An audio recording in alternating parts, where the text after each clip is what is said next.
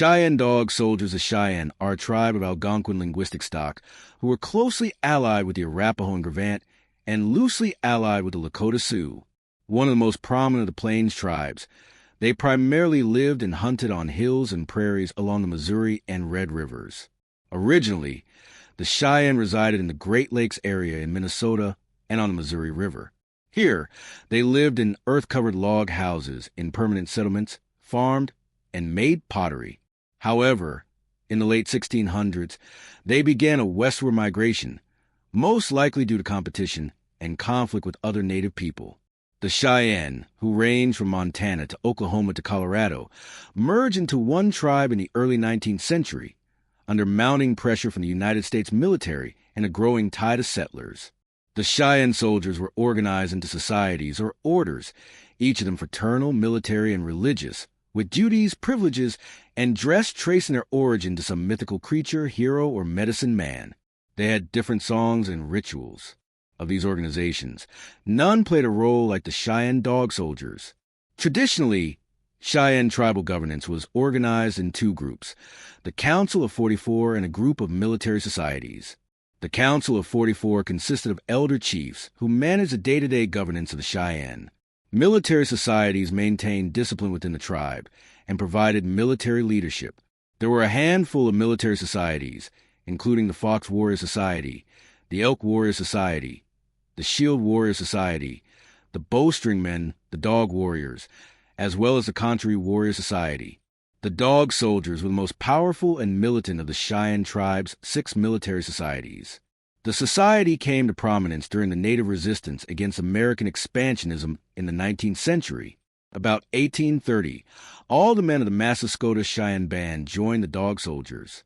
The society was then comprised of about half the men in the tribe and was the most distinct, important, and aggressive of all the warrior societies of Cheyenne. Dog Soldiers, along with other members of military societies, did law enforcement duty. They had charge of the tribal buffalo hunt and saw to it that the rules governing the hunt were observed and that all men had an equal chance to meet. They prevented any individual hunting until after the needs of the camp had been supplied. Dog Soldiers didn't just have plenty of power on the home front. As time went on, they became a true political force among the Cheyenne, especially once violent clashes between Native Americans and settlers became common. Members of the Dog Warrior Society represented a hard stance against the westward expansion of non-natives into their territories. They resisted attempts to sign treaties with the U.S. government. By 1840, the Dog Soldiers were so influential that the Cheyenne chiefs left it to them to decide whether or not peace should be made with the Kiowa, Comanche, and Apache. Following the very disastrous drawn battle with these tribes in 1838, the peace then made by the Dog Soldiers has never been broken. The fight with the Pawnee in 1852 was a great misfortune to the Cheyenne, and in the following years, those who had lost relatives brought presents to the Dog Soldiers, urging them to avenge the dead. Accordingly, the Dog Soldiers led a campaign against the Pawnee, but finding them reinforced by a number of Potawatomi equipped with firearms, were forced to withdraw. Gold was discovered in the Rocky Mountains in the 1850s, leading to the Pikes Peak Gold Rush and a flood of settlers to the region. The U.S. government pressured tribal leaders to sign a treaty, reducing native territories, to make way for the newcomers, dislocating and angering the Cheyenne, Sioux, and Arapaho who lived on the land. The Pikes Peak Gold Rush in 1858 brought the tension to a boiling point. In 1860, the Dog Soldiers refused to sign the treaty submitted by the Commissioner of Indian Affairs at Bent's Fort on the Upper Arkansas River, saying that they would never settle on a reservation. Members of the organization were active in raiding along the Platte River. The natives soon began to successfully attack wagon trains, mining camps, and stagecoach lines, a practice that increased during the Civil War when the number of soldiers in the area significantly decreased. This led to what became known as the Colorado War of 1863 to 1865. As the violence between the Native Americans and the miners increased, Territorial Governor John Evans sent a voluntary militia commander, Colonel John Chivington, to quiet the natives. In the spring of 1864, while the Civil War raged in the East, Chivington launched a campaign against the Cheyenne and their allies, his troops attacking all natives and razing their villages. The Cheyenne, joined by neighboring Arapaho, Sioux, Comanche, and Kiowa in Colorado and Kansas, went on a defensive warpath. After a summer of scattered small raids and clashes, a part of the Cheyenne and Arapaho were ready for peace. As a result, the native representatives met with Evans and Chivington at Camp Weld outside of Denver on September 28, 1864. Though no treaties were signed, the natives believed that by reporting and camping near army posts, they would be declaring peace and accepting sanctuary. Cheyenne Chief Black Kettle and some 550 Cheyenne and Arapaho traveled south to set up camp on Sand Creek under the promised protection of Fort Lyon. The Dog Soldiers, who remained opposed to the agreement, headed north to join the Sioux. Knowing that the natives had surrendered, Chivington led his 700 troops, many of them drinking heavily, to Sand Creek and positioned them, along with their 4 howitzers, around the native village. The trusting Black Kettle raised both an American and a white flag of peace over his teepee. However, as Chivington received orders from his superiors, he ignored the symbol of peace and surrender, raising his arm for the attack. Cannons and rifles began to pound upon the camp as the natives scattered in panic. The soldiers began to charge, hunting down men, women, and children, shooting them unmercifully. A few warriors managed to fight back, allowing some camp members to escape across the stream. One man, Silas O., a Massachusetts abolitionist, refused to follow Colonel Chivington's orders. He did not allow his cavalry company to fire into the crowd. In the attack, 150 natives were killed, most of which were old men, women, and children. In the meantime, the cavalry lost only 9 or 10 men, with about 3 dozen wounded. Chief Black Kettle and his wife followed the others up the stream bed, his wife being shot several times but somehow managing to survive. The survivors, over half of whom were wounded, took refuge in the camp of the Cheyenne Dog Soldiers, who had remained opposed to the peace treaty at the Smoky Hill River. Many natives joined the Dog Soldiers, deciding there could be no successful negotiations with the U.S. and waging war. Indeed, the Sand Creek Massacre is cited as a critical cause of the Little Bighorn battle, as many Cheyenne warriors devoted their lives to war against the U.S. Following the Sand Creek Massacre, the combined native force of Cheyenne Dog Soldiers, Sioux, and Arapahoes formed a war party whose objective was the raiding of the Emigrant Road near the Platte Bridge. There, a stockade had been erected, known as Camp Dodge. It is estimated that this war party numbered 3,000 men.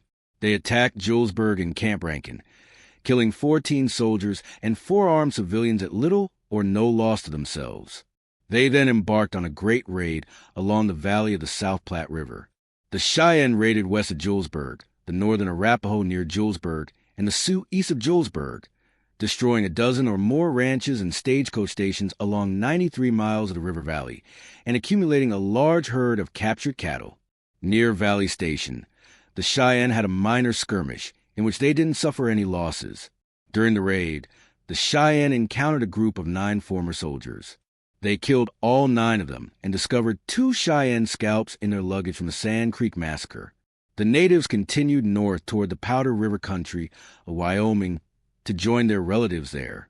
The Sioux led the way as they were most familiar with the territory. Far to the north in the Yellowstone River Valley of Montana, Sioux killed a colonel named Smith. Subsequently, they killed 11 men near Fort Benton on the Missouri River. Nearly daily attacks on isolated outposts, stagecoach stations, and wagon trains continued throughout June and into early July. Several additional soldiers and civilians were killed. In the following months, the natives frequently raided wagon trains and military establishments along the Oregon Trail in Wyoming. In the summer of 1865, the natives launched a large-scale offensive in the Battle of Platte Bridge. Of the 150 soldiers present, the Army suffered 29 killed and 10 seriously wounded, while there were 8 natives killed. The Dog Soldiers assumed police duties during this expedition and succeeded in preventing the troops from discovering the presence of the natives. The success of the native strategy on this occasion has been credited to Roman Nose, a Cheyenne war chief. In 1865, another attempt was made to hold a council and make a treaty with the Cheyenne, Arapaho, Kiowa, Comanche, and Apache. The commission met the tribes on the Arkansas River, and reservations were set aside in the region to the south. This treaty was accepted as binding by most of the Cheyenne, but the Dog Soldiers would have nothing to do with it, though 2 attempts were made to induce them to leave lands which they had never ceded to the government. When General Hancock attacked, the Cheyenne succeeded in getting away with their usual ease, leaving their village to be burned. During 4 months of active campaigning, General Hancock, with a force of 1,400 men, consisting of cavalry, artillery, and infantry, succeeded in killing only 2 hostile natives. As General George Custer also failed to subdue the natives in the summer campaign on the Republican and Smoky Hill rivers, the Cheyenne were induced to come in for the Medicine Lodge Treaty. But as Fort Reno, Fort Phil Kearny, and Fort Smith had been built along the Powder River Road to Montana, through the last remaining hunting ground of the tribe, the treaty came to nothing, for the natives could not sit quietly while their livelihood, the buffalo, was being destroyed. In 1868, the Battle of Beecher Island took place. It was one of the most brutal battles between the U.S. and the Plains natives in the American West. It took place on the Arickaree River, then known as part of the North Fork of the Republican River near present-day Ray, Colorado. Native warriors had been attacking the settlers and travelers in western Nebraska and Kansas for months. Soldiers were sent to pursue them, but always arrived on scene after they were gone. Colonel George A. Forsyth then raised a company of 50 frontiersmen, many of whom had lost their dearest friends and relatives to the natives. On September 17th, 1868, a large group of Cheyenne, Arapaho, and Sioux warriors attacked. After a few volleys of fire, the native line broke. Roman Nose, who was a Cheyenne chief himself, fell dead from his horse, and the natives retreated.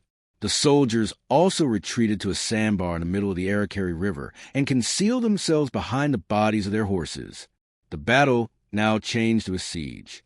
Major Forsyth dispatched scouts to walk the 75 miles to Fort Wallace, Kansas, for reinforcements. Many of the scouts were killed by the natives, but eventually some managed to reach the destination. The native plan was to starve the soldiers, as at the beginning of the fight soldiers had lost their pack mules with all their provisions. They had nothing but river water and a dead horse. They laid in the sand pits for a whole week, drank river water, and ate horse meat. Reinforcements for the soldiers arrived at the battle site on the morning of September 25th to the relief of the besieged soldiers. Right there, the battle was over. The natives saw the reinforcements and decided to scatter.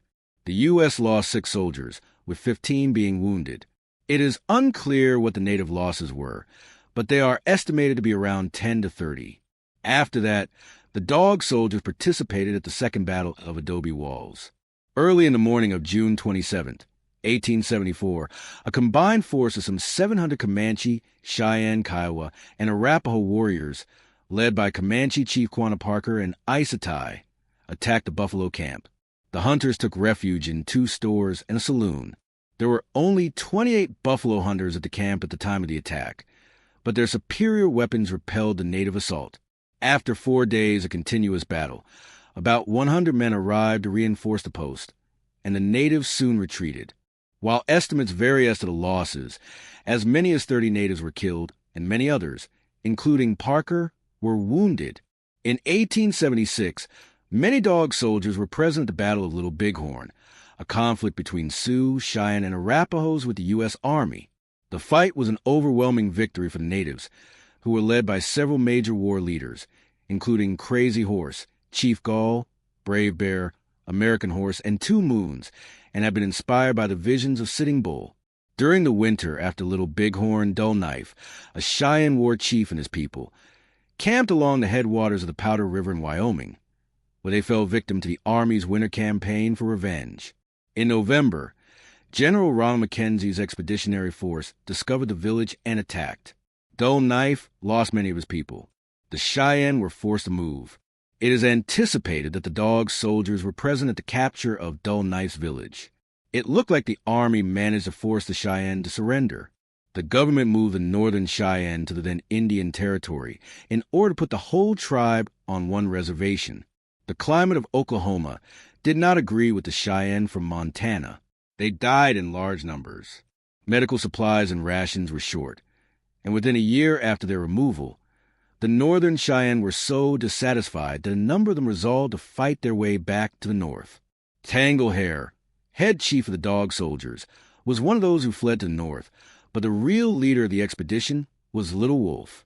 Tanglehair and a number of the Dog Soldiers had split off from the main party and followed Dull Knife.